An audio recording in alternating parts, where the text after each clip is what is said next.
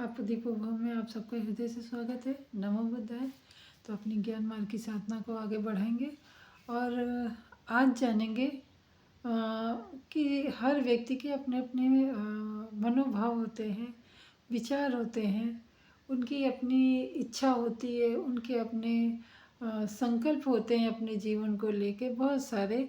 तो हम किसी के जीवन पे या किसी की वाणी पे या किसी की बातों पे हमें हस्तक्षेप नहीं करना चाहिए, चाहे मैं खुद ही क्यों ना हूँ।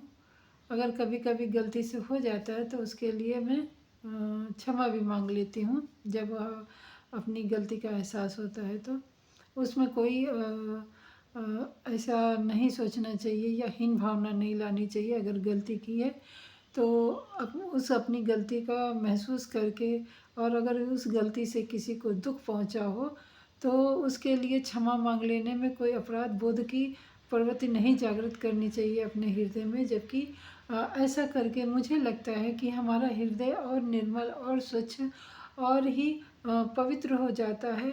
क्योंकि जैसे कि हमारा गृहस्थ जीवन है, घर में बहुत सारी चीज़ें आती हैं, कुछ उपयोगी रहती हैं, कुछ अनुपयोगी रहती हैं। हम लोग कहीं बाज़ार जाते हैं और ले लेते हैं कि कभी काम आएगा, कभी भविष्य में काम आएगा, कभी ज़रूरत लगेगी, परंतु वो जीवन के बहुत सारे साल बीत जाने पर भी वो चीज़ें हमें नहीं उपयोग में आती हैं या हम ला पाते हैं, और वो रखे रखे व्यर्थ ही जाती हैं।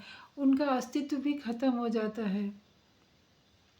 अस्तित्व मतलब उनकी क्वालिटी ख़त्म हो जाती है, उसकी वारंटी ख़त्म हो जाती है, और वो चीज़ में जो हमने पैसा, अपना मेहनत का पैसा लगाया था, वो व्यर्थ हो जाता है।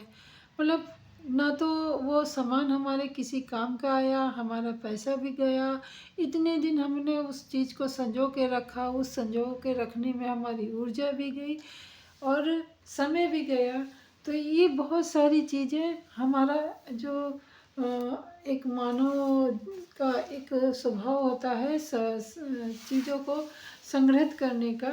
ठीक है, कुछ अच्छी चीज़ें अगर संग्रहित करते हैं जिससे कि हम अपने आने वाले भविष्य में बच्चों को उसके द्वारा कुछ अच्छा सिखा सके, या अपना जो बहुत ही हमारा भूतकाल का जीवन है उसको उसकी जानकारी दे के, और आगे जो गलतियां की हो भूतकाल में वो भविष्य में ना हो, ऐसा हम बच्चों को ज्ञान दे सकते हैं।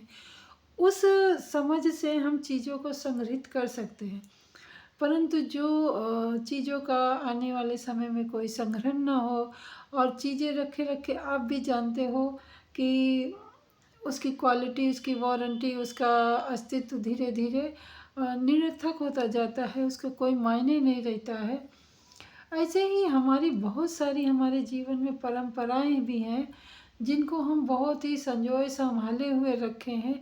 जबकि हम मानते हैं या दुनिया मानती है, यहाँ तक कि विज्ञान भी मानता है, ज्योतिषी भी मानते हैं, सब मानते हैं, पर स्वीकार कोई नहीं करता। मानना अलग है, स्वीकार करना अलग है। मानते सभी हैं कि प्रकृति परिवर्तनशील है, जीवन परिवर्तनशील है, सब कुछ परिवर्तित होता है। कुछ भी ऐसा इस संसार में नहीं है, इस सृष्टि में नहीं है जो परिवर्तित ना हो। तो यहाँ पे एक वही सवाल है कि हम परंपराओं को भी परिवर्तित क्यों नहीं करते हैं।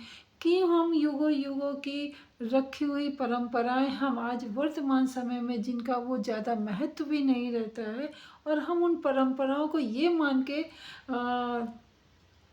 खींचते रहते हैं, पालते रहते हैं कि ये हमारी बुज़ुर्गों की परंपरा है।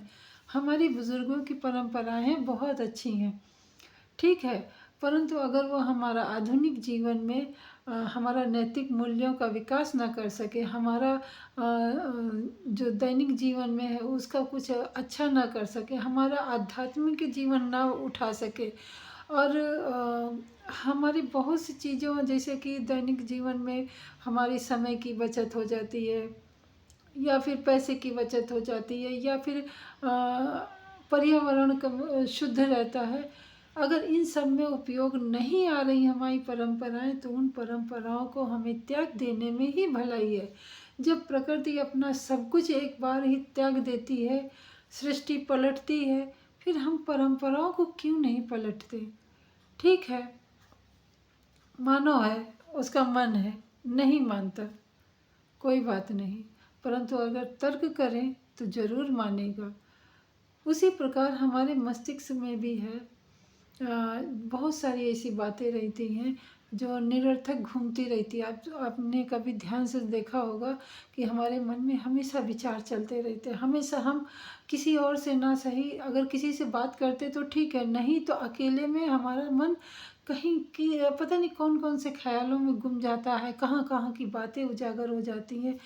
तो उन सब बातों को अगर हम संजोए संभाले सब रखे रहेंगे तो नवीन बातों के लिए हमारे मस्तिष्क में कहाँ जगह होगी, और या फिर नवीन बातों को वो हमारा जो पूरा मस्तिष्क है पुरानी बातों को ही संजाने संवारने और संजोने में अपना सारी ऊर्जा व्यय कर रही है। तो नई बातों को कैसे वो स्वीकार करेगा, कैसे वो अपने मस्तिष्क में अपने मन में जगह देगा। तो नए विचारों को जगह देने के लिए, नए विचारों को समझने के लिए हमें कुछ पुरानी चीज़ों को त्यागना बहुत ज़रूरी है। पुरानी चीज़ें हैं, पुरानी आदतें हैं, पुराने व्यवहार हैं, पुराने संबंध भी हम कह सकते हैं। अगर वो संबंध हमारे जीवन में उपयोगी नहीं हो रहे, हमें कुछ जीवन में ऊंचा नहीं उठा रहे, हमारे विचारों को ऊंचा नहीं उठा रहे हैं, तो उन संबंधों को से दूरी बना के रखना ही बेहतर है। क्योंकि हर मनुष्य का, इस सृष्टि के प्रत्येक जीव का अधिकार है कि वो अपना नैतिक स्तर, बौद्धिक स्तर, आध्यात्मिक स्तर, आर्थिक स्तर, सामाजिक स्तर, सब स्तर को बढ़ाए, और ऐसा बढ़ाए कि किसी को कष्ट भी ना हो। तो क्यों ना हम लोग एक ऐसा सुव्यवस्थित समाज बनाए, ऐसा सुव्यवस्थित, सबसे पहले तो यहाँ पे अपने घर को सुव्यवस्थित बनाना होगा। जो अनावश्यक, बहुत से घरों में मैंने देखा है कि अनावश्यक चीज़ें इकट्ठा करते जाते हैं, करते जाते उनको संग्रह का, यहाँ तक कि मैंने बहुत से घरों में कचरा भी इकट्ठा करते हुए देखा है। कृपया बुरा ना मानिए, पर जो मैंने इन आँखों से देखा है वही मैं बयां कर रही हूँ। तो कहने का मतलब, ना तो कचरा घर, और ना आवश्यक, जो अनावश्यक चीज़ें हैं वो कचरे का ही रूप ले लेती हैं।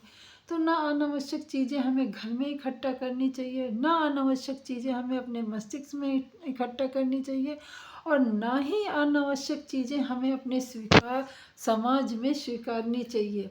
जो भी अनावश्यक या अनैतिक कार्य हो उसको अपनी जितना भी जोर हो, उस यथाशक्ति के अनुसार उस व्यवस्था को सुधारना चाहिए। अपने घर को, अपने मन को, अपने विचारों को, और अपने आर्थिक स्तर को, और फिर आता है अपने समाज को। परिवार और समाज सब आता है, फिर आता है देश। तो हर एक कड़ी को अगर हम सुधारते हुए चलेंगे तो हमारी एक दिन ऐसा आएगा कि ये जो हमारी कड़ियों द्वारा माला जुड़ती है, व्यवस्थित माला होती है, वो देखने में बहुत सुंदर और बहुत सुगंधित हो जाएगी।